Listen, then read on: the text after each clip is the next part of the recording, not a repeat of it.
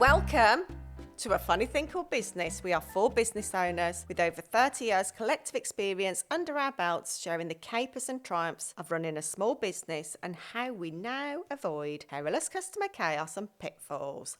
I am Claire Worley. We also have Darren Langley, Kate Curry, Pete Morgan. Fabuloso. We got all our names right. That's a good start. So today we are talking about staying in love with your business. That's all we've got for today. Thanks very much. It's all the time we have. So, you know, our episodes are always, I think, from the heart and very open and honest. And let's see what today brings. So I thought it would be, you know, it's good, I think, to timestamp this episode. Yeah.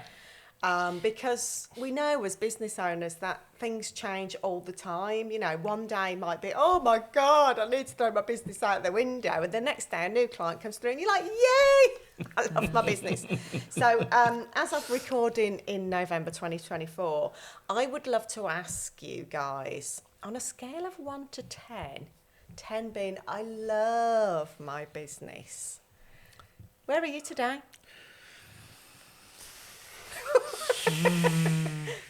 Today, I think I'd probably be a 7 or because this is the thing. I love what the business is. Yeah. I love what the business does, and I love the subject of the business. Mm-hmm. If the question is, how much do you love being a business owner today? Mm-hmm. It's probably minus 67,000. But I love the business. I love, you know, everything about it, and I love welcoming new people in. So I think I would say, 7. You can see 8, but I'm not going to go as much as 8. Definitely 7. Oh, that's interesting because I put myself down as a 7/8 as well. And, you know, I think today it's because I'm going through quite a few changes within my very small but perfectly formed team. And that is having a big impact on, all of a sudden I feel a little bit out of control with things and I've got a lot of things to work out. And it's just added another kind of big kind of stress layer. And, you know, I've been running my business for 17 years and 7 years in exactly the same way, you know, delivering the same products and services. And I think I'm kind of like, I'm seeing this time now as, well, I'm going to change things up a bit. Let's do things a little bit different. So I feel quite excited about that. Yeah, good. This space.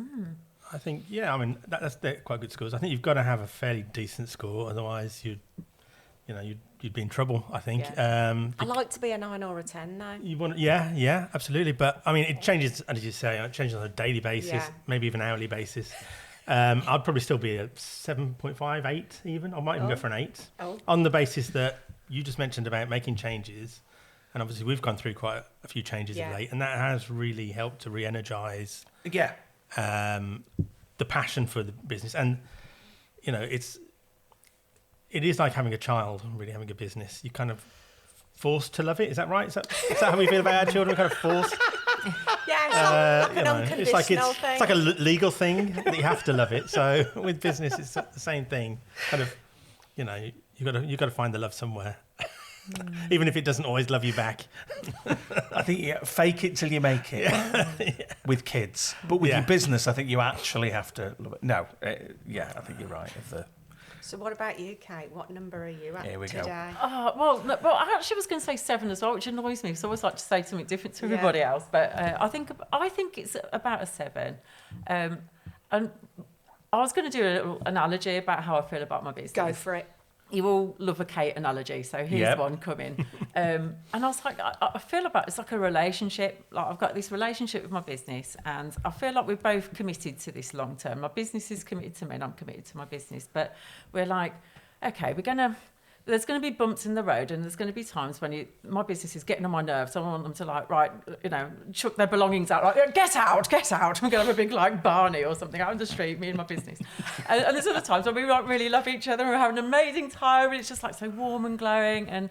But really, I think like with any relationship, you have to be prepared for the bumps in the road, and that's kind of okay. So I don't know if it'll ever quite like get to a 10. There's always going to be things that we've got to work on and change and, try and power through. But as long as the love is like more than 7 or 8, do you think? Yeah, I think it's like with any relationship. If the positives really, strongly outweigh the negatives, then it's a good thing. It's working for you, and you've got to tolerate some of the negatives.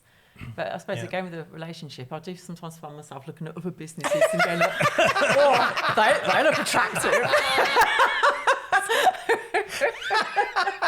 Brilliant. Because I think it can be a 10 for a day or a part of a day when you do think, wow, it's going to go up and down all the time. I think seven's kind of like the average, really. Yeah. I think I have times in my business. I definitely have times in my business where it's a 10. That might even last several months sometimes. But then if you can also have some 6s. Oh, I mean, I've been 5s and I've been counting at the 3 and the 4s at times. True. And I think the interesting thing here is us by talking about it is because I wish there was a podcast like this when I was kind of starting out, so that it's normal to feel like that. It's normal to have those 3, 4, 5 days. Because it will, as you said, it'll write itself and it's fine. We're all doing it. Don't believe what LinkedIn is telling you that, everyone's at a 10. Yeah. Because they're not. Yeah. That's what I was going to ask you. What did you think at the startup phase? When you left that job and you started up your business, what did you think that your business would look like in terms of, the kind of love relationship that you have with it? I thought it'd be 10. Yeah, me too. Across the board. I thought, people come to see me and the biggest reasons they, set up their business or want to set up is flexibility, financial freedom, and not having to answer to anyone. And of course, those words and phrases are huge, aren't they? But they are. I think when I started my business, that's exactly what I was thinking was kind of, I didn't really enjoy working 9 to 5. So it's like, I can pick and choose and have this kind of almost flexible approach. Yes. And I can have, the money will be great. I'm sure that will increase year on year as if it was kind of rising in some way. Maybe the occasional, unexpected bit of money is a bit of a bonus. It's like, wait a minute, these are all things that I could have just gotten by staying in a job now, because jobs are remote working and flexible hours and, pay rises and bonuses and things like that. It's like, so there's got to be something else about this being a business owner that goes beyond those, those kind of descriptions that you'd find in most jobs these days. Yeah.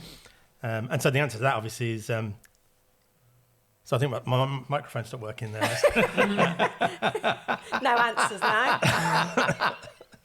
But it took me a second to get that, because I was panicking, thinking, "What's wrong with his microphone?" All looks fine, idiot. Yeah, I think when I left BT to set up for myself, at the time my husband was self-employed, still is.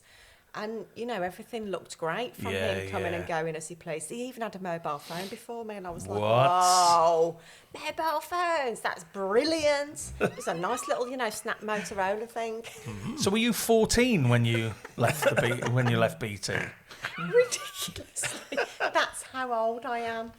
Anyway, it's not all rosy, is it? But what I do love about when things aren't rosy, like, I'm at a 7 and 8 now, but I want to be at a 9 and 10. I did a brain dump the other day of all the things that I love and all the things that I don't love so much. And I was like, well, I can change that. Yeah, I can change that. That's how I'm going to change it. So just straight away, you've got the power, haven't you, and the control to go, well, I'm going to change that then. Yeah. I think that's a really important exercise. Like you say, write it down, pros and cons, because we are instinctively negative, aren't we, as humans? Always looking for the threats in life, and always, and so you can sometimes be like just thinking about stuff in your head, and it just sends you into that kind of negative spiral of all these are all the things that are wrong with owning a business, all the things I just mentioned, all the things that you're missing out on or whatever. So yeah, I think to put it in black and white, get it on a page. Yeah. The thing is, if you haven't had a pay rise or given yourself a pay rise in 5 years, well, increase your prices. I think we're too good at overcomplicating things, and really, it's very simple. Yeah. Isn't it? Yeah. Kate, what did you think about, what business would be like having left your job? Well, I always give, I don't know if you've noticed, but I always get very overexcited and put a lot of energy into everything. So, of course, when I set it up, I was like, it's going to be amazing, it's going to be brilliant, it's going to be so exciting. But it's almost like that's how you get, I'm going back to relationship analogy, but, when you first meet somebody, and it always feels like that, when you're in the... honeymoon period. Yeah, the honeymoon phase, and then like reality sets in, and you realise they're a really noisy eater or something like that. You're like, Love it. But I think that if the love is there, then you will have what it takes to nurture that relationship and make it as good as it can be. And I think so. I love my business, I do, even though it's not always perfect. And like everybody else, I've been trying to invest a lot of change into the business over the last 12 months, a huge amount of change really. And I've done that because I love it and I want it to succeed, and I can see what it can do and what it means to other people, what it means to our clients and our team, and so I want to invest in it and I want it to work. So So whether it's the question being like, do I feel about it now how I thought I would? Probably not. But I still feel like it's been, it's not all roses like we've already said. And I don't think anybody could honestly say that it is being a business owner. It just if you're pushing yourself and growing yourself in your business, you're going to have really difficult days when you're going to be like looking for jobs in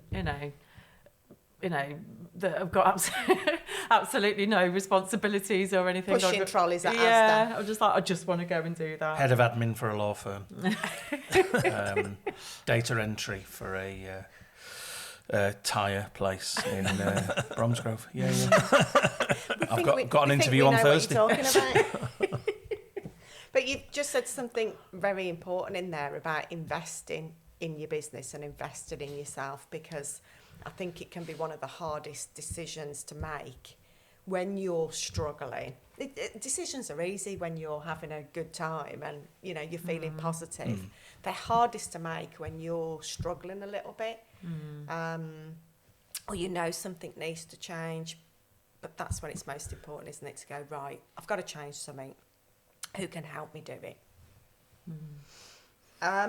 So how do you stay in love with your business? How do you do that on a day-to-day basis when you're at a 5 or a 6 and you've still got client calls and marketing to do? That's your vision, isn't it? I think if you've got your vision clear in your minds, what your business is going to be and what your mission is and what your purpose is, if you're clear on all of those things, then you can kind of like deal with all the negative things that happen along the way because you know where you're going. That's my answer. Yeah, I like that. That's good. What about you, Pete? I just have to... Indeed.com. Absolutely. Signed up, get a couple of emails a day. I just take an afternoon off. Yeah. Just take an afternoon away because I know it's temporary. It's absolutely... I have a thing in my office... This too shall pass. Yes. And you know that tomorrow or this afternoon, it'll all look very different. You're looking at it through, as you've just said, Claire, it's easy to make decisions when you're at a 10, but you're looking at it through the wrong filter, through the wrong eyes. I was going to say shit-covered glasses. That's fine. We can have shit-covered glasses.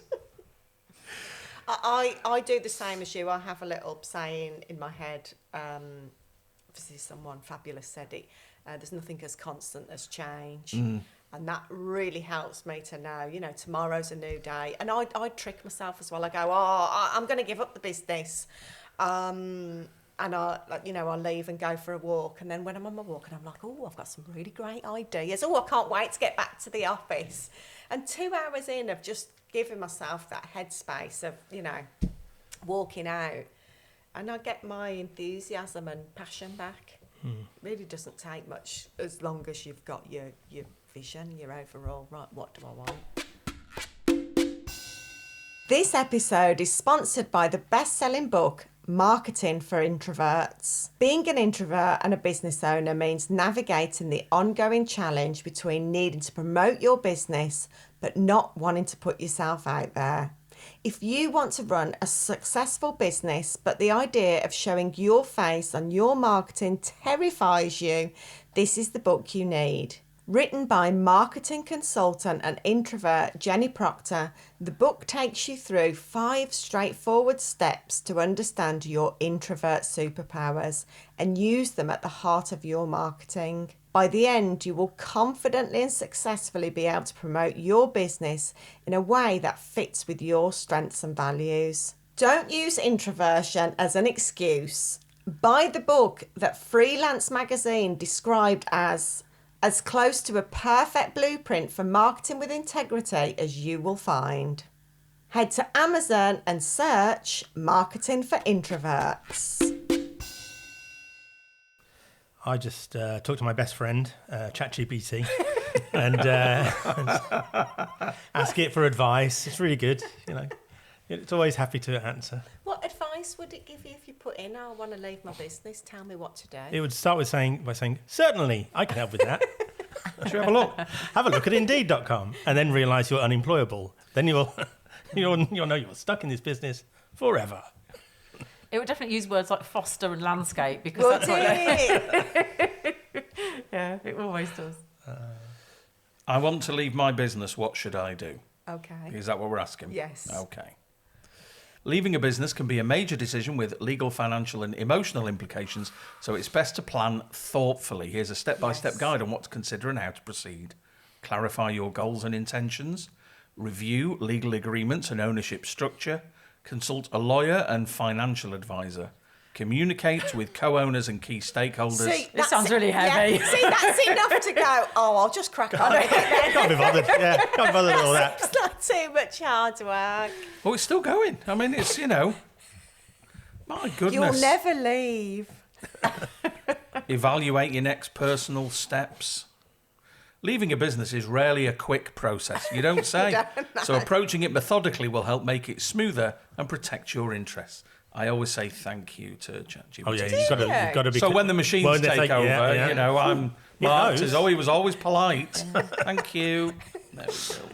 When is Chat You're very GPT going to be welcome. rebranded? I'm so annoyed with the name. It takes too long to say it. Really? And I feel like I have to say it slowly. I want to say GPT. GPT.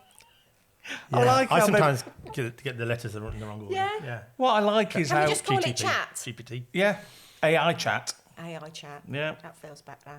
Yeah. Okay. So... So you have to just get that out there. I did.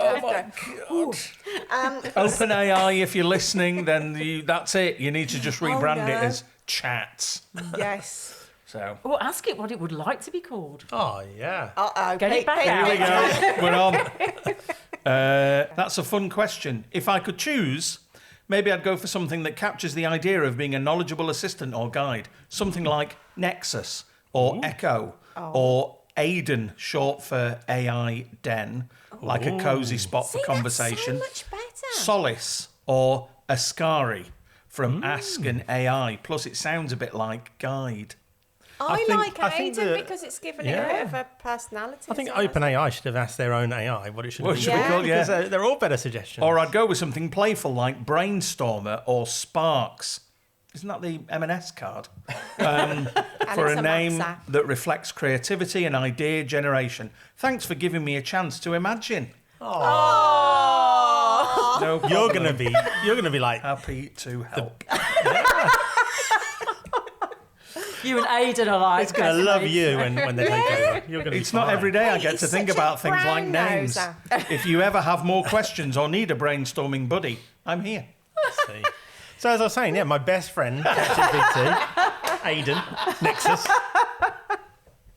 he'll always give me the right advice. Aidan's a great name. I think that's great. I'm going to call it Aidan from now on. I'm going to as well, but then people will go, who are you talking about? And then Well, they'll they'll start to say, say, but then ChatGPT. you just need to go, you need to catch up with the cool kids. Yeah. Yes. Yeah. Yes. You know, you don't lower your bar for somebody else. They should raise their bar to meet you. Yes. So let's talk about what's the biggest challenge you have right now with staying in love with your business. And this is why I wanted to timestamp it with November 24, because at the moment there's a lot going on, isn't there? New president in America. Not that long since we had a change of government in the UK. Thank you. Budget changes. Budget, of course, in the past Big. couple of weeks. Yeah. So how are you staying in love with your business right now? I'll just finish typing. Hang on. No, I think it is a hard time. I've been in business 16 years, and I started my business like a matter of months before the 2008 Yes, me too. global financial Me too. crisis. And I've always been told, a recession is a great time to start a business, because if you can survive that, you can survive anything. Yeah. It only goes up from there. I've not really felt like it's ever gone up from 2008 in the sense of it's never gotten easier, but and it always feels a bit recessionary. But at the moment, it's definitely. I know a number of businesses that have gone out of business, that have closed down. They're business owners that I've known for years who've been running a business for more than 5 years. Sometimes a lot more than 5 years. And you kind of think of businesses in their first 5 years, it can happen. But more established businesses where they're closing the doors because. Yeah. They just can't. There's quite a lot of that at the moment, isn't there? And I don't know whether it's a COVID thing catching up. It feels like that's what it's down to, people changing perspectives and just not recovering from I the think impact. I feel like there's a lot of kind of apprehension about what's happening. And I think there's twofold. One is we were left in the UK, left in a bit of a limbo with the new government coming in and saying there's a massive big black hole, and now we'll tell you the answers later in the year, how we're going to fix it. And everyone's like, well, that can only be bad news. So we won't invest. We'll just hold on. Let's ride it out and see what happens.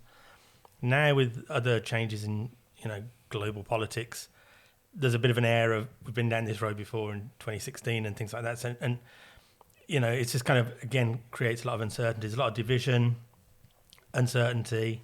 That may be good sometimes for stock markets, but it's not good for business owners who have got to try and invest their money in the right places. Things are getting more expensive. Cutbacks on things like marketing. Anything cheery, Darren? Yeah, there's going to be something really positive at the end of this. Fine. I'm waiting. Yeah. So it's just a trying time, but on the positive side, Bring it. Oh, his microphone's broken. Oh, Darren, I am not allowing you to not finish on a positive. What? well, all I would say in a positive side, worse things happen at sea. There you go. well, because I think it is that thing of we've survived 2008, we survived 2016, we survived the pandemic. All four of us were in business, and I know for some of us it was incredibly tough, but we've survived it. Yes. So I think for me, I've got a couple of projects that I'm really excited about that aren't reliant on. Their success is reliant on external forces, but the project themselves isn't reliant on an external force. So it's all down to me. So I'm finding that quite exciting. That's, a nice thing to kind of be working on. Yeah, that's really positive. I like to stay in faith that everything is working out just as it should be working out. Right. Like you say, I've been through all of those horrible and challenging times as a business owner. And, the answers will come as to what changes I want to make. I'm a very quick decision maker. I'm a very quick implementer. So I know that once I've got the clarity on next steps, then I will just crack on with it and make some good happen. So but I say that very that's so easy to do. Obviously, it's not really easy to stay in faith every day and go, that's okay. that client's not going ahead, or that's not quite worked out. So then I'll just go, right, I'm giving up then today, and I'll go for a walk, and then I'm back in an hour. So that's how I handle the challenges. Kate, how do you handle your challenges, or what's your biggest challenge now with, staying in love with your business? Yeah, well, it has been a really difficult year to navigate. I've felt it, and a lot of people I've spoken to have also felt it. Yeah. And my score for how much I love my business has definitely been going like up and down like a yo-yo. And it's like, how do I know the right thing to do? But I suppose I go back to like keeping this vision of what I want to achieve with the business, and that I've got good people around me, and reminding myself of that, and people who want it to be a successful business and want me to succeed with it. I've got some great clients that we're doing brilliant work for. And that sort of like kept me going really, and I think off the back of all those things that Darren's listed, that's sort of made things more challenging for everybody. We all kind of know where we are now, and I feel like the future, I can just sort of feel it from the conversations I'm having with people. The future, I think, feels so much more positive. Everyone's sort of like, right, I know where we're at now. We've got the budget out the way, and all the elections and various things around the world. We all know where we're at, and we know what we've got to play with and what our limitations are, and we can start to plan again. Whereas I feel like everyone's been a little bit kind of, like you were saying, a bit holding back. Yeah. So it's been nice to start to feel that again, and naturally feeling a bit more buoyant about the future, and knowing that all those positive things that I've been working on during that time, where things have been challenging, and there's been times in the studio we've been like, we could do with some more work really. But I'm like, this time's a gift. Let's throw that into our marketing and be in a much stronger position to grow for next year. So we are. So that's my positive kind of how I've managed to keep in love with it, is use the negatives and turn them into a positive by using time to develop our own business and be in a much better position for when things improve in the market. I think that's a really important point. The fact that sometimes when it's quiet, it's really tempting to panic. And I remember that from 2008, the first time I experienced that with my business, where I started my business, had 3 projects on, really good projects. They all ended, and then there was nothing like next. Yeah. And I was just like, what do I do now? And it's like, there's nothing. Oh, well, that was that then. That was worth 6 months of my life. I have to go and get a job. And then something else came up, and it's just like, and before I knew it was really busy. And then I was like, actually, those things I wanted to do that I could have done when it was quiet, I didn't do because I was panicking.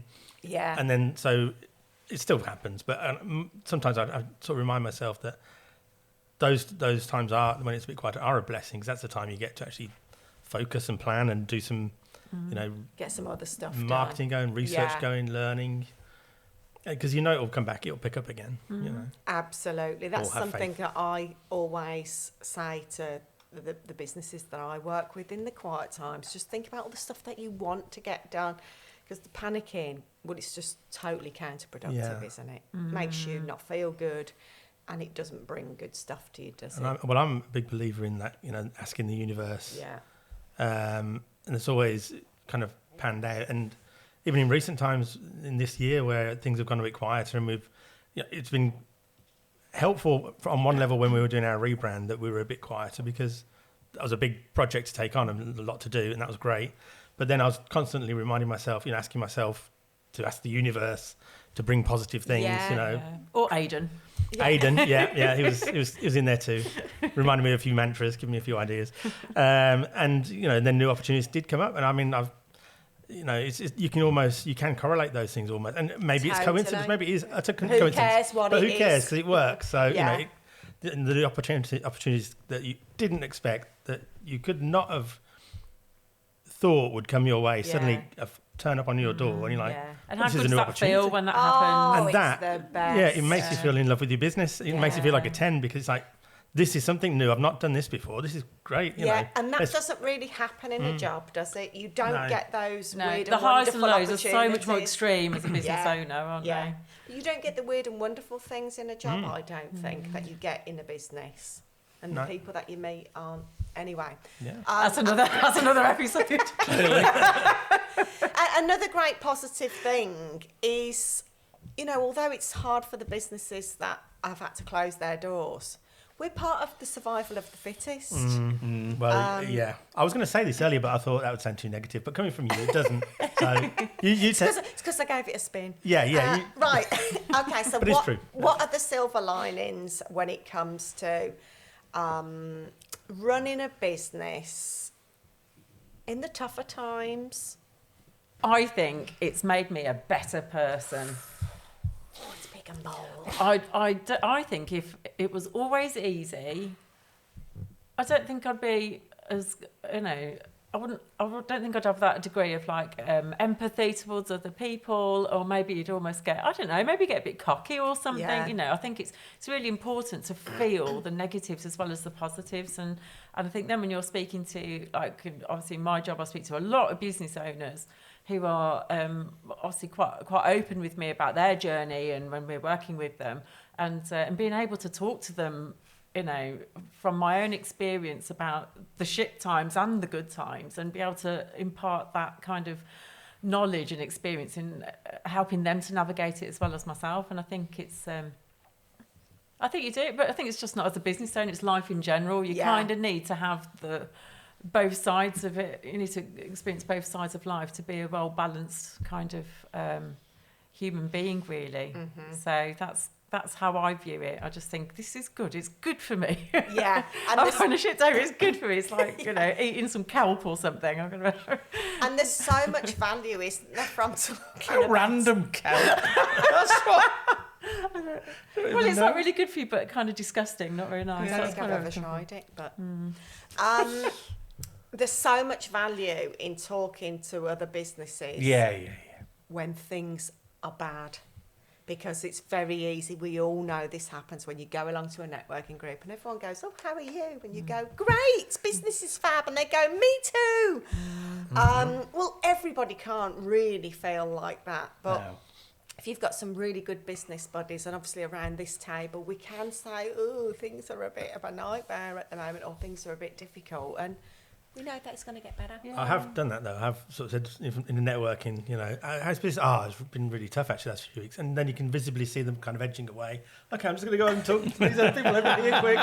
Never tried it. Oh, it's Never fun. tried It's fun. it. You should try it. I mean, even if the things are great, just say, I just always remember having to put a real front on in my early days of going, yeah, everything's great, when really I was like, I haven't got any clients, I'm not making any money, and I'm having to work in my friend's gardening business to get stuff in. Yeah. You know, but if you said that in a networking meeting, you wouldn't get any business. Well, exactly. Yeah. People just kind of like Be ostracised. which is a mad thing, really, isn't it? Pete, got any wise words? I always do the kind of hills and valleys things. Yeah. And with my business, there's been times, you know, and I think we all have, when you've been in the valley that you can't really see the hilltop, so you don't think it exists.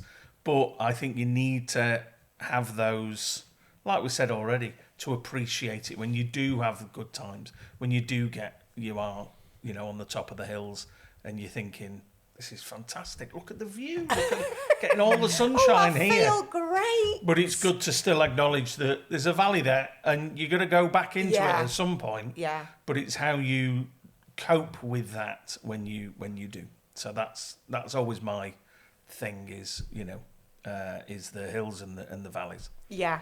I like that.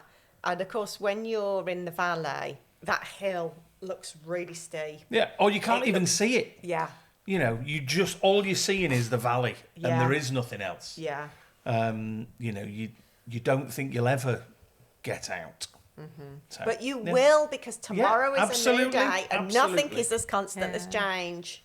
It's nice to find out what you're made of, isn't it? You get to the top of the hill and go, I didn't think I was going to do that. Yeah. Look at me now. Look at me now. I'm glad I sold that kidney. That was good. Right, let's finish there. It's perfect. As always, please share, subscribe and review so our fellow business owners can enjoy, be inspired and always keep focused on the fun side of business too. We'll work for food.